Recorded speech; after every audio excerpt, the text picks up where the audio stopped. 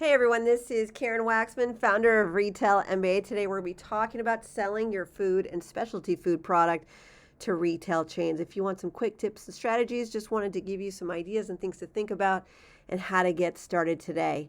So this means selling in supermarkets and or anywhere else that sells food and specialty food products. So before we begin, I just want to give you a quick background about who I am and why I know what I'm talking about. Again, I'm Karen Waksman, founder of Retail MBA. I've personally sold millions of units of products to the world's largest retailers as a manufacturer's rep, which is a sales rep that sells product to retailers. Started my career out back in early 2000s, and for the last 11 years, I've actually taught close to 50,000 or more companies across the globe on selling to retail chains, online retailers, catalogs, small retailers, HSN, QVC, and so forth. Basically, what we do is we help people actualize their dreams of getting into stores. And so part of the reason we create these trainings is just to give some people some food for thought and understanding their industry as a whole. So anyways, let's talk about the food and specialty food industry and some things to think about for retailers. First of all, you're dealing with food, so you have more complications than other product categories. We work with people in every product category, and certain categories have certain things that they have to deal with. And for you guys, food and specialty food, you're dealing with FDA labeling requirements. Obviously, if it's organic, this and that, there's just specific things that you're going to have to look into to ensure that you're not going to get yourself in trouble, because obviously you're sending products out into the world that people are ingesting, and so the retailers really care about that. Basically, all retailers that want to work with their suppliers will list what they need from you in advance. So if you want to do Google search and say you want to sell to Safeway grocery store or something like that, just do a Google search, type in Safeway vendor, and what you'll see is they usually have a website for vendors, and usually there'll be some compliance information and so forth. So you definitely want to take a look at that, what they're looking for. They list it out a lot of times because there's just so many companies coming at them, so they just like to share the data in advance. So definitely take a look at their vendor portals and see what's going on in terms of their interests and regulations. So definitely need to be careful about the words you use. Definitely need to comply with federal and local regulations when it comes to food. You also need to think about things like the nutritional statements and so forth. Obviously, you're going to have to do your homework and understanding the industry as a whole before you launch. Definitely want to walk stores, take a look at different products similar to yours, see what they're putting on their packaging, what they're saying, the words they're using. Obviously, they're on store shelves, so if somebody told them something about what to place there and so forth. So you definitely want to do your market research to ensure that you're not going to cause yourself problems, and also go online, do your research on the regulations and stuff for products. Obviously, they're going to make sure that your warehousing, whatever you're doing, is to store the products, is clean and safe and sanitary and all those things that really matter, obviously, to companies who are buying from you. So again, there is opportunity to do a little bit of homework and research before you go after stores. By the way, there is a great book that is out in the world that you should definitely take a look at. It is Specialty Food Retailers. Just do a Google search for that book. There are companies that have written books in the past on how to sell specialty food products to retailers. And so there's a variety of different ones online. You can just purchase them on Amazon or whatever.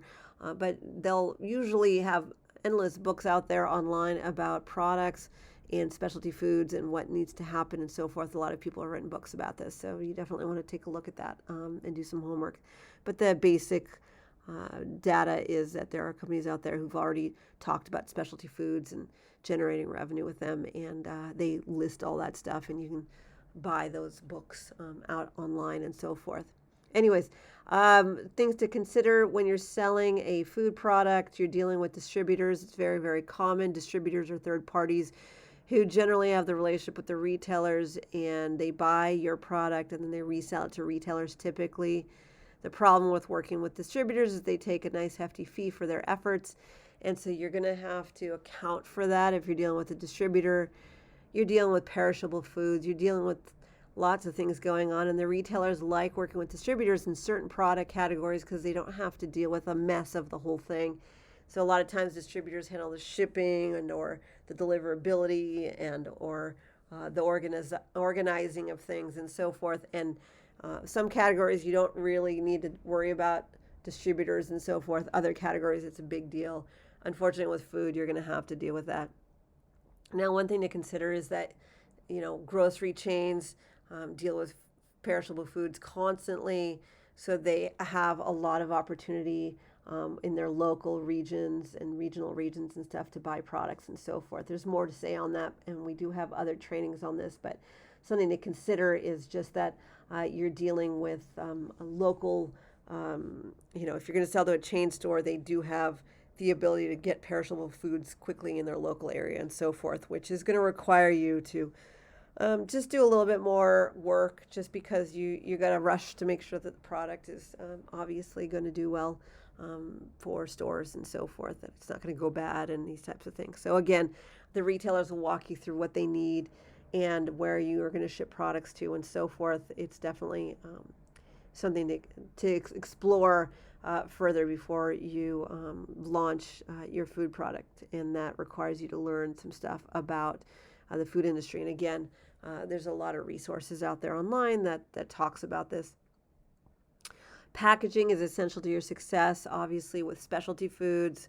If you're selling a barbecue sauce, there's a lot of barbecue sauces, for instance. You just want to make sure that you're doing a good job differentiating yourself from the competition.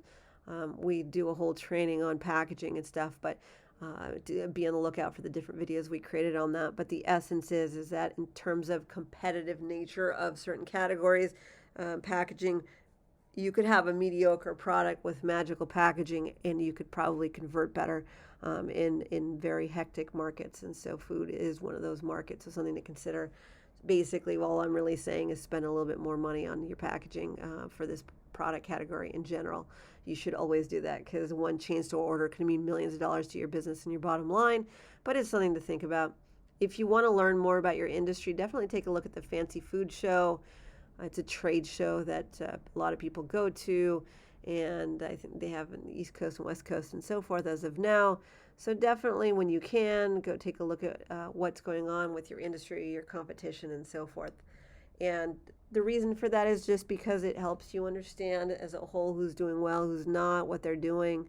It's very, very important for you to get involved in your industry and your category to understand the world as a whole.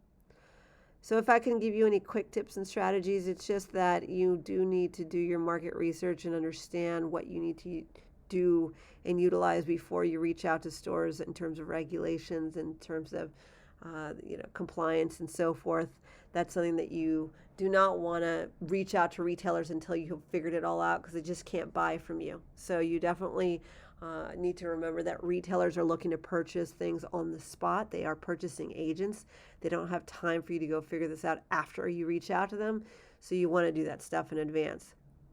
With that said, if you want to learn more and spend some time with us, we actually have a webinar coming up. If you go to retailmba.com/free, all you got to do is sign up. It's a free training, and they're typically 90 minutes. And we really go into a lot more detail on how buyers operate, what makes them more inclined to buy, and so forth. And the reason we do this is because we love educating and supporting people across the globe on generating revenue with their products. We work with a ton of food products, and we just love to support you. If you are looking for more information on how to approach, pitch, and sell to retail chains, you can take a look at our live events. We do virtual events as well as events in physical form. We do master classes quarterly. We have a year-long coaching training system and so forth. We've had tremendous success with all of our systems. We have done for you programs and so forth, all listed on retailmba.com. And ultimately, we just help people with their pitch and their pricing and packaging, the words to use. And most of the people that come to us have zero buyer relationships and so forth. They're just trying to scale and grow. And if you want to take a look at our testimonials page on retailmba.com, you can see how many successes and how great things have happened for people. And we'd love to do that for you. Anyways, otherwise, please subscribe to this channel, like this, share with your friends. We're always creating new content. We'd love to support you with stores, so keep in touch with us. And thanks again, the Retail MBA, Karen Waksman. I hope this helped, and we look forward to continuing the conversation with you. Thanks so much.